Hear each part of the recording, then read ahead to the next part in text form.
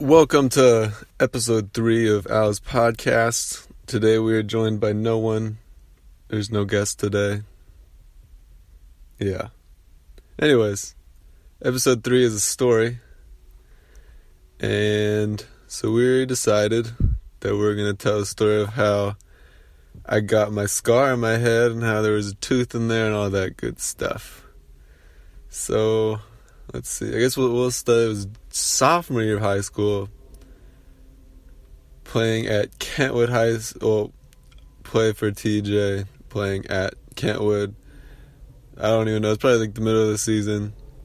What was it? I think it was January 21st, I want to say. I don't know what year that was, but yeah, so we're playing a game, and hold on. First off, Kentwood is the weirdest gym.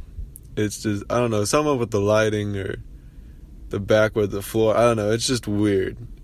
I don't know. It's just weird. Every time we played there, it was weird. And Kentwood isn't even in Kent, and that's another dumb thing. But that's another story. Anyways, this gym is weird, and I think this game was going terribly for us. It was just not a good game. So it was probably, let's see, I want to say it was the third quarter or maybe the fourth. Definitely the second half.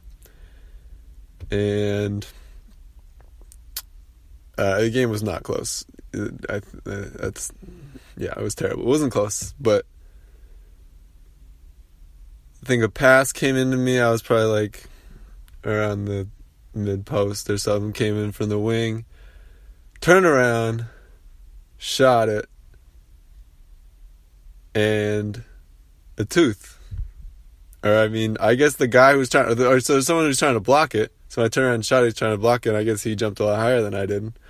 And he came down, and his tooth just kind of lodged in my head. And yeah, and then I think how it went is it got in my head. The tooth went in my head. His tooth broke off, kind of made a little jagged edge or something. That's why there's a kind of like a little Z at the start of the scar on my forehead. And then I either turned my head or he turned his head, and then there's a whole line that goes to the left side of my head.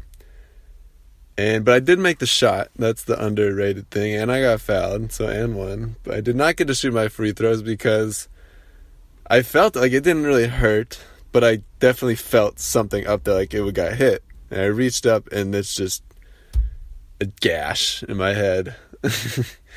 And just, this is a verbally graphic story.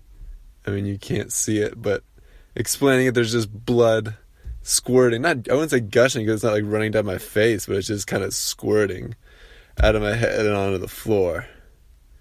So that was, and as soon as I kind of felt the gash and saw it kind of squirting everywhere, just kind of started freaking out, making this kind of yelling in a weird monotone way. Yeah. So, just kind of got pulled over to the side, and I think the trainer just wrapped my head. I think it should my free throws. The trainer wrapped and so my teammate shot. He did miss the free throw. I was kind of upset about that. Anyways, yeah. So I got my head wrapped up. I didn't really feel like I wasn't dizzy. It was just kind of a weird feeling. I remained conscious. It was just really weird, a weird feeling. And I went to the whatever. I don't think it was ER, but whatever, urgent care. Got it all stitched up. The guy said he could see my skull, so that's fun. The funny thing about this whole story, I mean, we lost. Sorry, that's not the funny part, but the next day is picture day for the team. So, yeah, it was still hurting. I didn't go to school the next day. That was it. It was just a weird feeling. It was really. I remember once I got close up, it was really, really red, and now it's still there, but it's kind of faded, and you can't always see it too well. But yeah, the next day's picture day, so that was kind of the funny thing, the ironic thing. I don't think you can. I'm not sure if you can see in the picture. I have to go back and look. Yeah, that was the funny part. The next day's picture day, and you have a huge scar on your head that you just got the night before. So yeah, for the next couple games, I wore a headband And even in practice, I had like some kind of bandage to cover it up, and then I wore a headband for the next couple games. But the like 2 practices after I didn't, like, I kind of started practicing a couple days late, like not the day after, but the day after picture day, because we didn't practice picture day. I was just practicing again, and one of my teammates, he wasn't the most coordinated in the world, hits me in the head, and it just felt like there was a crater in my head. It's just like, it's like kind of like it was kind of like you hit your funny bone, but on your forehead. That was the feeling. Ugh. That was kind of giving me the shakes. Anyways, so that was fun. So I think I wore a headband probably most of the rest of the year. And then next year when we played Kentwood again, I think that the guy who got I think he was still there. So I wore a headband again just to be funny. I actually talked to that guy because his tooth got cut in half and he had to get a new tooth that night, I want to say, or the next day he had to replace that because it got cut in half and it was like fell on the floor. I talked to him later and we just kind of laughed about it.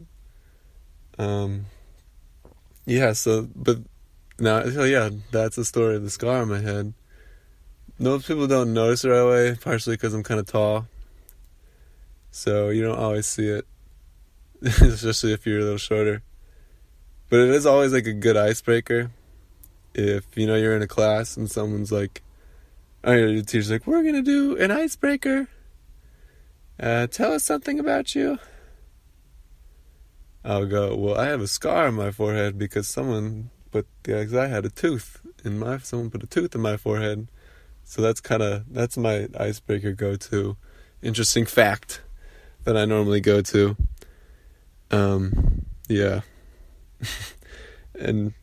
I actually did get another it wasn't really another kind of injury like that. It wasn't a tooth, but someone just elbowed me. It's like a few inches lower on my head, right by my eye. I got elbowed right here, kind of right at the end of my eyebrow, and got elbowed, and that just felt like I had a dent in my head, but it was just kind of a little slit. It was weird looking. So a lot of injuries by my head. I also I think I had stitches up there. I ran into a fence on my bike when I was younger. So a lot of head injuries, which could explain a lot about me. So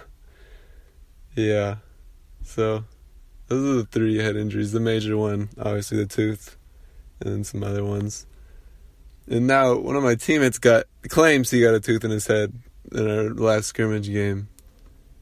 I don't know if he did or not. It may be. I have to look at it still to see. But he's trying to copy me, so that was now I'm not as exclusive and special. But that's the story of the scar on my forehead that's still here. How long ago was that? Was like we're coming up 5 years ago. Wow, I'm getting old. It's 5 years ago. Tooth on my head, scar. It kind of like the beginning, more closer to the middle of my head, kind of looks a mini Harry Potterish, and then there's just a streak running to the left side of my head. And if you ever notice it, and most of you that are listening to this know that I do have a scar. But Charlie, my professor, you just learned something new. A beautiful scar on my forehead from a tooth. Alright, I think that'll wrap up episode 3. My guest that I didn't have. I kind of wanted to have a guest just so they could have some reactions, but no one wanted to join me. Just kidding, I didn't ask anybody. So end of episode 3. Subscribe, maybe. I think that's what subscribe. Come watch some Green River basketball games in the winter. And thanks for listening. There'll be another episode in a couple weeks, and I think that's the last one for the quarter for this class, but we'll still, sometimes I have some other podcasts that I do with Benson, or just randomly for my blog, my sports blog. So but this is the 3rd one of the quarter, story time with Al about his forehead and his scar. Thanks for listening.